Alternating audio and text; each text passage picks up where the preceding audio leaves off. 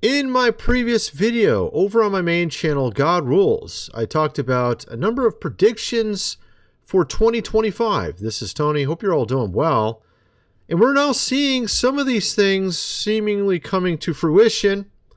We're going to get into actually some of the stuff I didn't get into over on my other channel. Also some new stories about what's happening right now that we're going to get into. Of course, we have here Arnold Schwarzenegger commenting on being an immigrant. And of course, he was put on the spot on The View, asking him what he thought about all the terrible things going on. Check this out. Because of America. Little side quest. And so this is why I'm so happy to see firsthand that this is the greatest country in the world and this is the land of opportunity.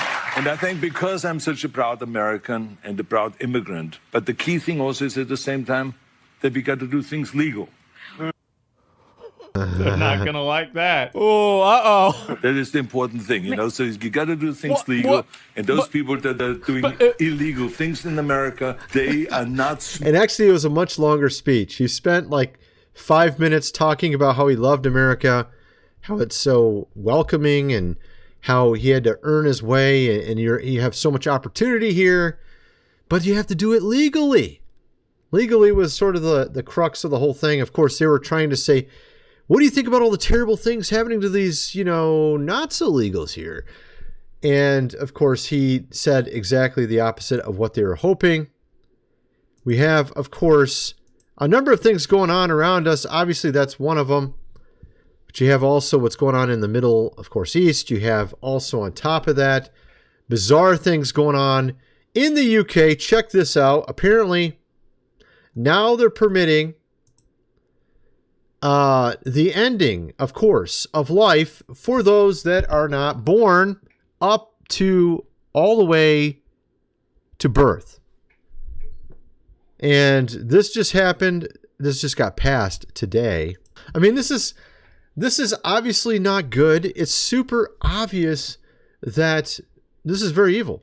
And of course, we can all think things like atheism, which of course became very prevalent in the UK about 10, 15 years ago. And now you can see kind of the state, of course, of the country. It's not looking too good in that country. I mean, goodness gracious, literally up to the day now. And you can thank this for it. I'm an atheist, and I believe that God is not real. I'm a robo-theist, and I believe artificial intelligence is God. Oh, I just thought that was funny. This, of course, is a clip. Well, technically, it's a clip of Andrew Schultz, and apparently they have Cenk Uygur on, who became an atheist when he was 22. And, of course, he did thorough investigation. Actually, he didn't, but check this out. When I became atheist? 22. What I say? Okay, so here's what happened. I took Introduction to Islam at Penn, and I had a great professor, Professor O'Brien or something like that. He was an Irish dude who loved Islam. And he sold it so heavy. I'm sure he loved it. He's like, look at the poor, the needy, all these great things. And those things are in there. All the books have great things and terrible. So he becomes an atheist because he discovers the truth about Islam. It doesn't even make sense. Obviously, if this professor is, what is he, Irish, right? And he's talking about Islam. Yeah, a liberal professor will highlight all the nice parts about it, but it also is incorrect. I mean, it's just funny to watch. I mean, this guy's like trying to sell it. Like your atheism, all you did was look into a class on one religion. You didn't look into all the other religions. You just decided, I don't need religion. And of course, that's what's led to all the insanity we see around us these days. Whether you're talking about what just got passed in the UK right here, whether you're talking about by the way, they're going to have apparently power failures in the winter there in the UK. We'll get into that in a second. They also had some power failures in Spain and actually a couple other countries today. It was a few hours ago. I'll get into that also. But I mean, you can see obviously 2025, you got what's going on in the middle, of course, East. Another world, of course, war, maybe. I don't know. You got that going on. You got the whole no kings thing going on here in America. Some positive news in a sense. You had the lady who apparently started the entire thing, lost her job. The one who organized the entire protest across, of course, America. Was organized by this lady here, Randy. The teachers union president was forced to resign from her DNC leadership role shortly after making this thing happen, apparently. And so that's some positive news, I guess. Of course, looking into the whole world, war thing, a lot of people are putting out memes, just chilling, waiting for Jesus to come back, You got here people texting or looking on their social media all the time, trying to figure out when it's going to start. Honestly, I don't think it's going to start. I know I sound crazy. I don't think it will happen. I think our president was just posturing. I think he's actually going to step back from it. This is my theory. I don't think we're going to actually have that happen. I think he's going to end up going back to where he was originally, saying you need to make a deal, although he's trying to talk a big game right now, which I think a lot has to do with kind of his posturing towards getting things done quickly, put the heat on sort of mentality, although I don't agree with the whole thing at all. I don't agree with any of what he's doing. As far as I'm concerned, we should be not getting into anything at all. The world already is crazy enough. We don't need to make it crazier. I thought this was interesting. I saw this over on End, of course, Times Productions channel. He's talking about 2025, and he plays a clip from a movie. Let's just hear what he has to say. Check this out. All right, everybody, buckle up because we're about to go on a ride that connects the dots between Hollywood, big tech, ancient evil spirits, and you guessed it, the year 2025. And let me just tell you something real quick, because the pieces are falling into a place in a way that's either one big coincidence or the biggest reveal of our time. Now, Now, he, of course, gets into a certain movie and plays a clip where they say something about this year. Check this out. These alien overlords, they brag about the year 2025, okay? This is not a joke. Here's the clip. Our projections show that by the year 2025, the entire planet will be under the protection and the dominion of this power alliance. So you just saw it. They said... So, of course, that was the movie They Live. It had, was it Rodney Piper in it from the old wrestling days? You remember that guy? And it was actually a really interesting movie. I saw it some time ago. I've talked about it before.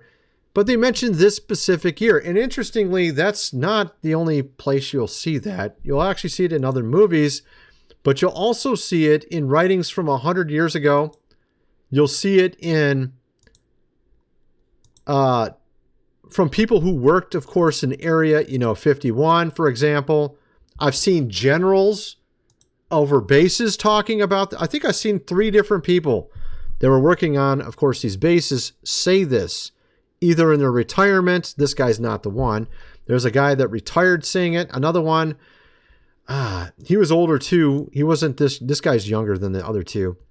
But saying in 2025, you will find out. Talking about UFOs, things of that nature. Everything, of course, coming forth this year.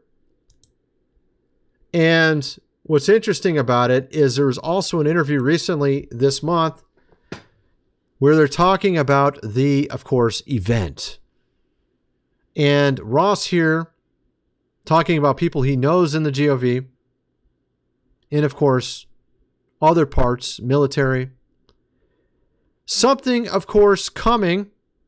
And they can't tell them because they signed various documents because of national, of course, security. And what is this, of course, event? I think it may have some relation to what we're talking about here. You also had at the tail end of last year, beginning of this year, a lot of orbs and other type of sightings that were unexplained. I think that was sort of an introduction to this stuff. Initially, we saw a lot of it coming, of course, from the water, from the ocean. Here's another example of one of recent, just bizarre things in the sky.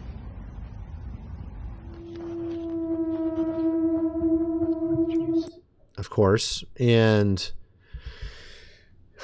pretty much unexplained stuff.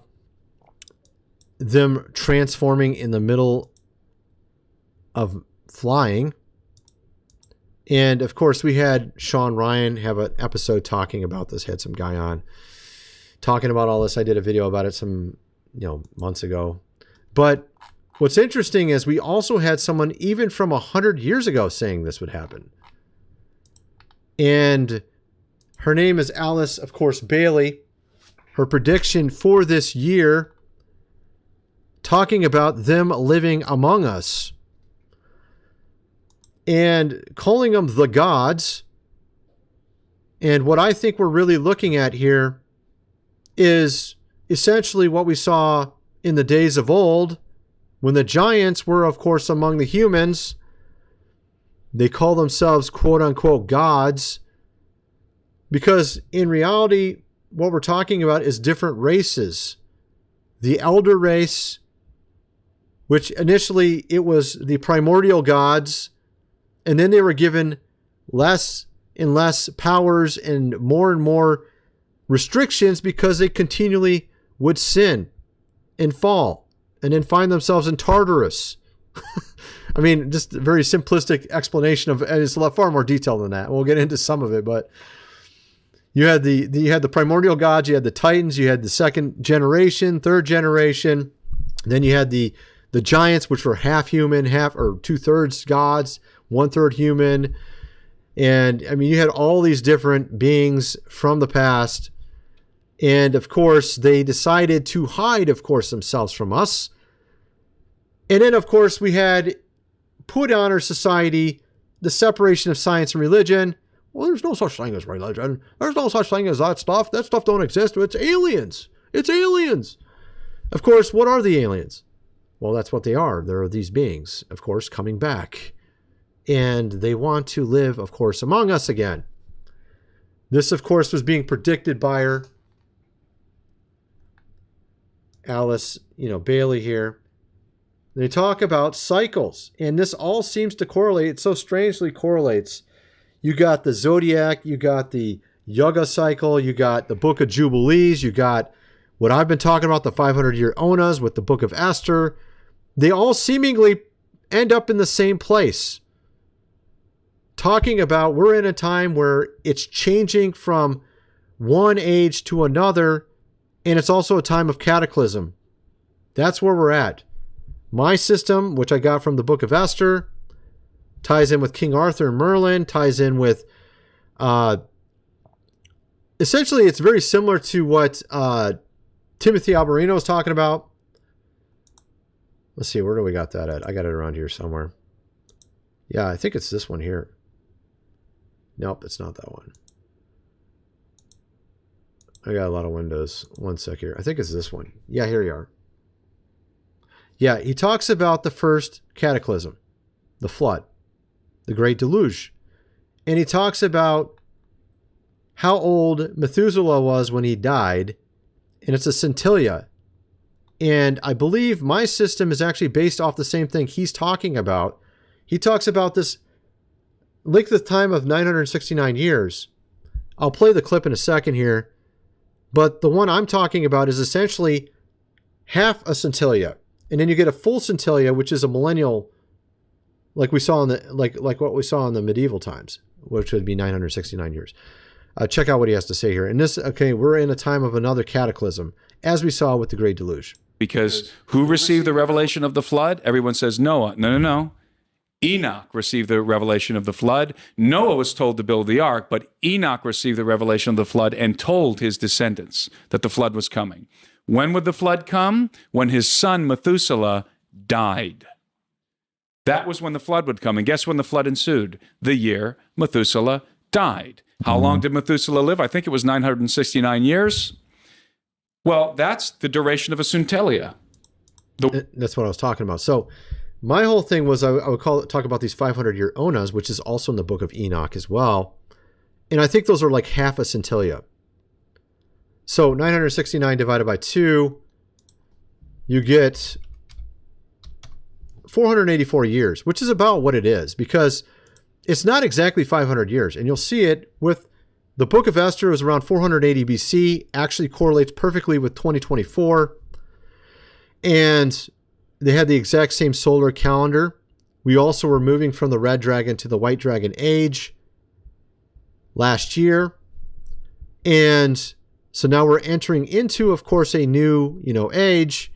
But the devil wanted to have an entire centennial. He wanted 969 years. That's what he wanted. He wanted his own age, full age. Like we saw in the medieval times. He wanted his own. But God denied him. It says in Revelation he'll have a short time, not a full centennial. So he's had about 500 plus years, I think, at this point, and it's now ended. And you're seeing his kingdom breaking down, cracking. It's not coming to fruition as they wanted. I've shown this because we moved from the age of Horus now to the age of Themis, or at least this is what the devil wanted. If you look at Crowley in his writings, he talks about talking to Aiwass. Aiwass, of course, is the devil. Talking about the age of Horus being the age of the child, which is, of course, was a complete success. You can see it all around us. I mean, it's like super obviously a success. However, they were trying to move from that step to the next step. The next step would be the age of Themis, which was a complete failure. That is social, of course, justice. That's what they were trying to move towards. And as you can already see, that's been a complete and utter failure. We call it woke. And it's not working, is it? They're failing in every respect of the thought. I mean, all their movies are failing. Everything they try to push forward with this is failing in every way. So obviously the devil's not going to give up. He wants his age, but he's not going to get it. It's been denied already. And his time is very short at this point. And this is why we're talking about cataclysm, because it's time, according to how this whole cyclic nature works, that's what we're entering into right now. We've seen all these volcanoes erupting of recent. This was predicted by Kim, of course, Clement.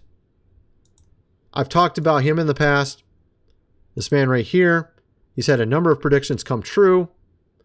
The very fact that our president is the man he is, and he got in, shows you the devil's plans are cracking and failing. He wasn't supposed to get in. That's 100% the case. Now, of course, as we're moving into this new time frame of 500 years, it's going to be a gradual change as you've seen it. But I think this year, what we're seeing from now till the end of the year, it's going to be very fast. It's going to start speeding up logarithmically at this point. And this is what was in his predictions. He talked about when you start seeing certain things happen. He talked about something happening in April. I showed it. We had Pope Francis die, Pope Leo get in. This was fulfilled, one of Kim Clement, his predictions fulfilled. And I went through that and I talked about it in a previous video. That was the beginning stages of this. And now it's going to become much more. We're seeing also religious leaders falling. We're seeing people in various positions, whatever in society, businesses, church, the GOV being, of course, caught, falling. You got people in Hollywood as well. The Didmeister, right? And all this stuff is supposed to come to a head this year. And he predicts that all this stuff will happen from the summer until November of this year. And he says it begins with volcanic eruptions, which we're now seeing a lot of those. You had Mount Leotobi in Indonesia, Kilauea, however you say that, volcano in Hawaii, Mount Etna, and was this Reykjanes Peninsula, Iceland. You also have two underwater volcanoes. One is due to erupt this month off the west coast. It's a mile wide. It's in between two plates. And the line extends down hundreds of miles to the San Andreas Fault, which I think is kind of interesting. It's right between two plates. It's a mile wide. That's a pretty big volcano. It's supposed to go off this month. You have another volcano over in the, where is it at? I know it's between, it's like near, I can't tell, I can't remember the exact area, but it's like over Philippines, Japan, in that area somewhere. There's one as well that's underwater. It's about ready to erupt as well. So we're clearly seeing that sign as well coming true. This prediction from Kim was from 10 years ago. The man is no longer with us. Talking about volcanic eruptions, strange July, hypnotic, of course, November, and many in the fall will, of course, fall. This is when we see a major change. We're seeing the fruition of moving from the red dragon's age to the white dragon's age. I talked about how King Arthur also had a dream about a red and white dragon. This ties into Mordecai's dream from the book of Esther, the chapter that was removed from the book and put in the Apocrypha. Why would you remove one chapter from a inspired book and put it in the Apocrypha? Because the Apocrypha is inspired as well. What's going on is the Apocrypha is not for everyone to consume. If you look 2,000 years ago, you look at the early church fathers, Justin Martyr, Tertullian, Origen, they talk about speaking with the elders and how they preserved the Tanakh or the Torah, and they talked about how they had certain books that were hidden. That's what the word Apocrypha means.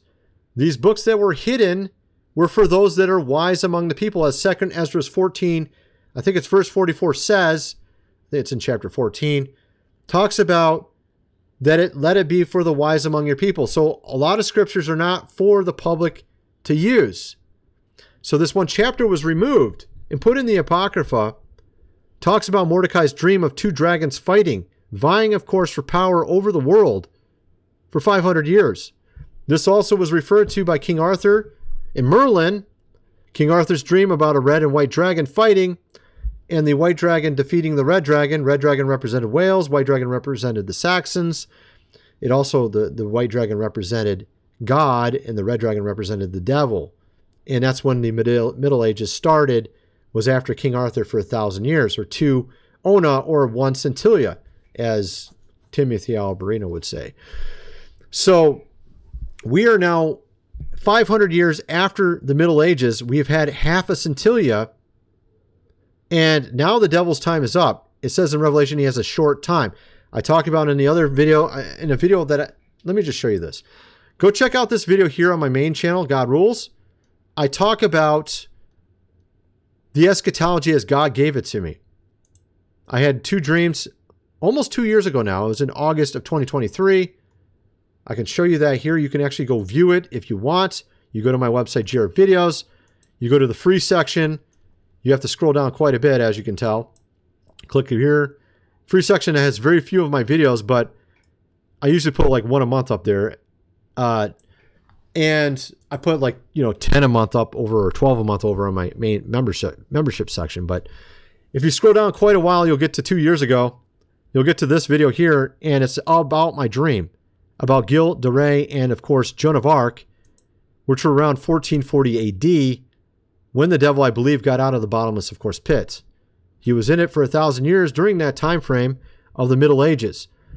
I go into great detail in this video here over my main channel, explaining everything. I show how the number of a man, you remember Revelation where it talks about the number of a man, 6, and another 6?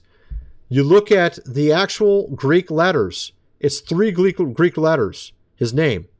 It says it's a number of his name. If you look at Pope Sixtus III, he's almost the only pope ever to have the name at birth. He had been given the name Sixtus by his mother. If you look at how they wrote Sixtus in Greek in 400 AD, it's exactly the same as the New Testament writes in Revelation. The exact same 3 letters. I go through and prove it in that video. And I show you how he was the actual beast.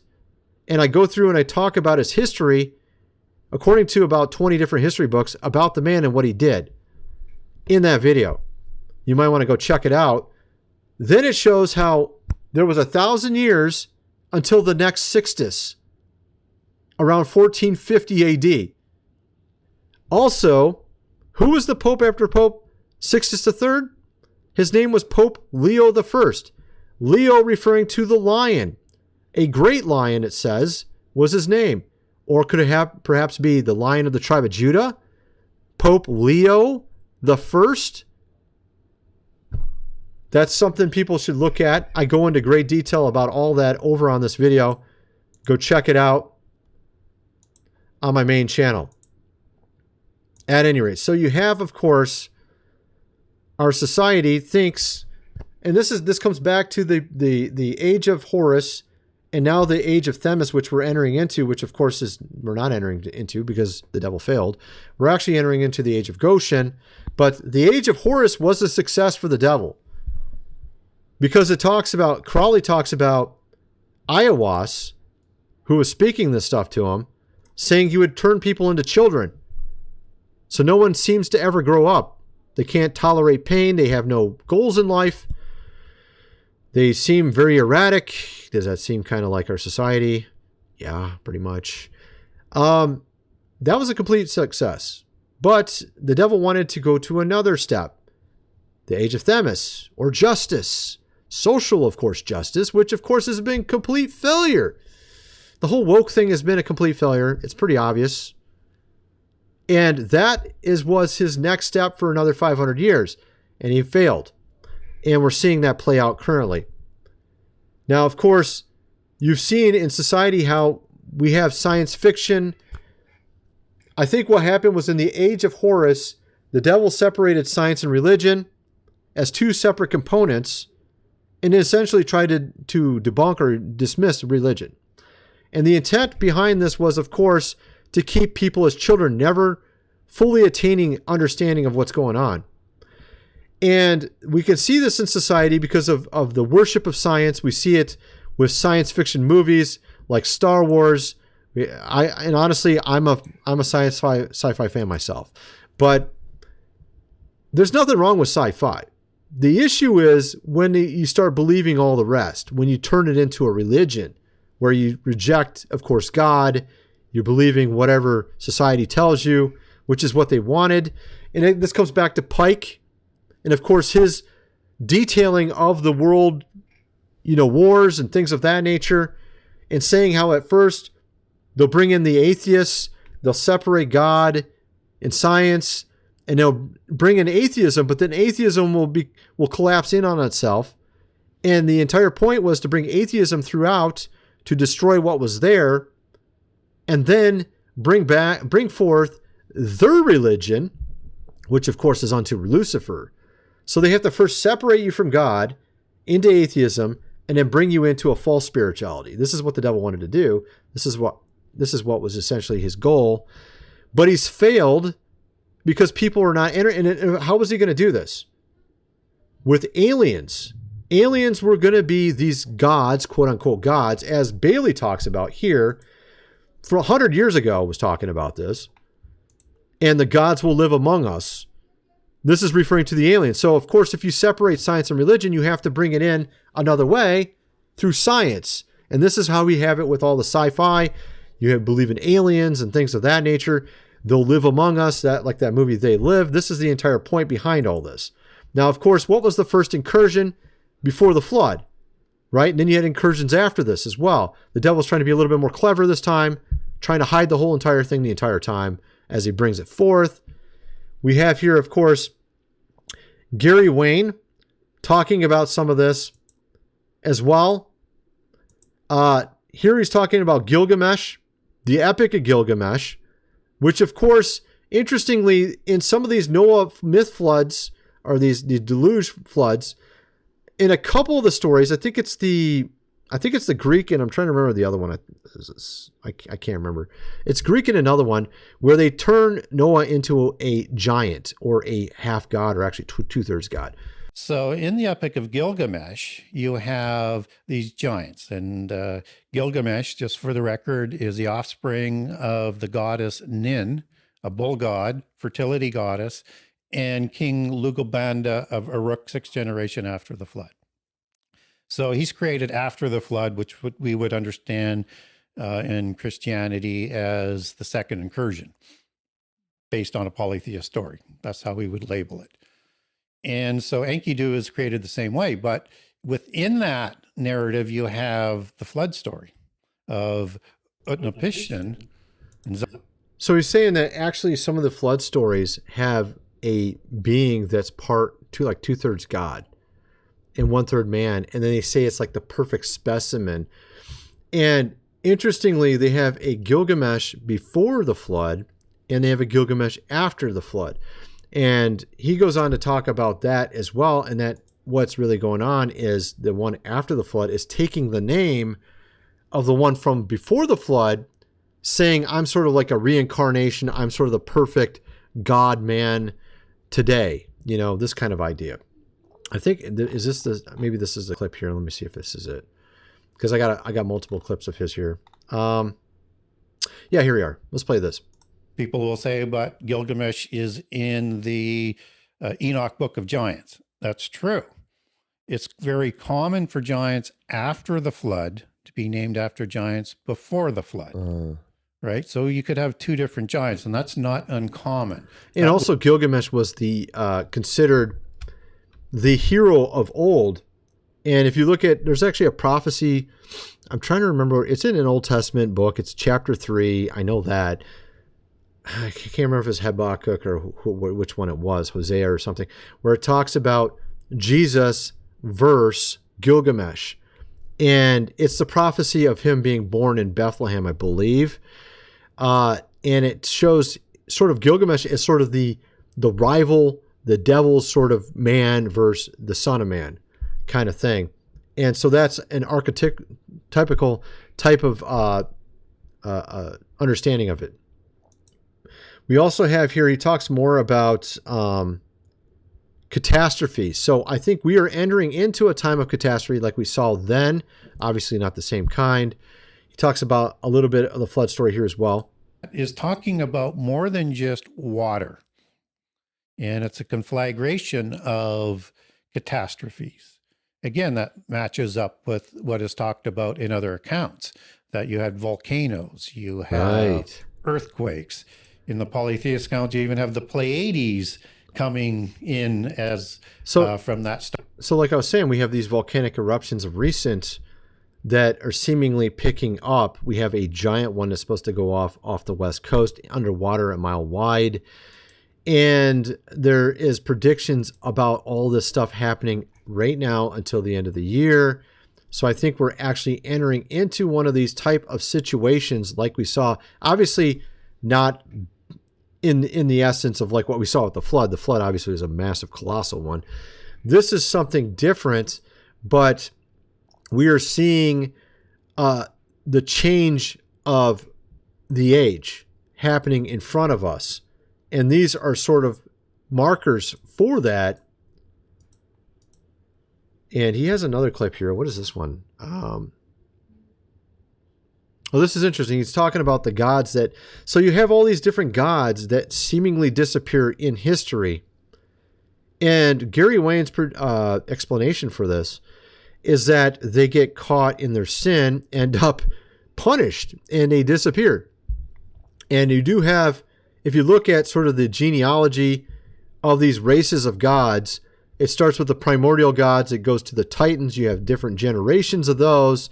And then you got the elemental spirits. You got the giants. All these different races of divine beings, as you would call it. We, of course, being humans, we're sort of like God 5.0 in a sense, in the aspect that we're very restricted. We don't have any really powers.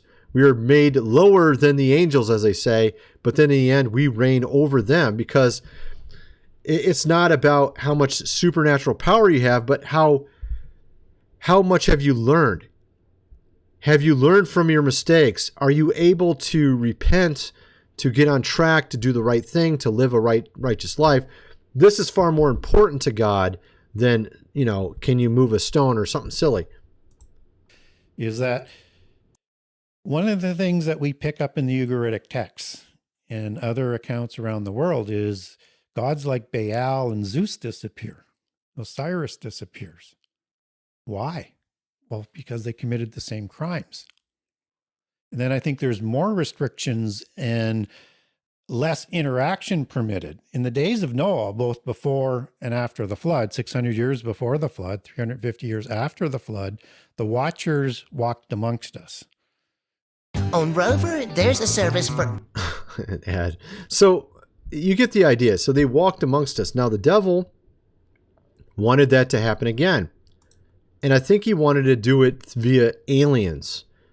That's what his intent was for 2025. Is that these gods, quote unquote, would walk among us again. Again, as I mentioned, the devil was given a short time. He wants an entire centennial. He wants a millennial, 1,000 years, essentially. But he's not getting it. And of course, you're seeing those around us already falling in the church, outside the church, in the GOV, in business, in Hollywood. You're seeing people getting caught, of course, up in their sins, as we saw with Zeus and Baal, as he said there, that these beings don't have unlimited time to do evil. Their time is up eventually.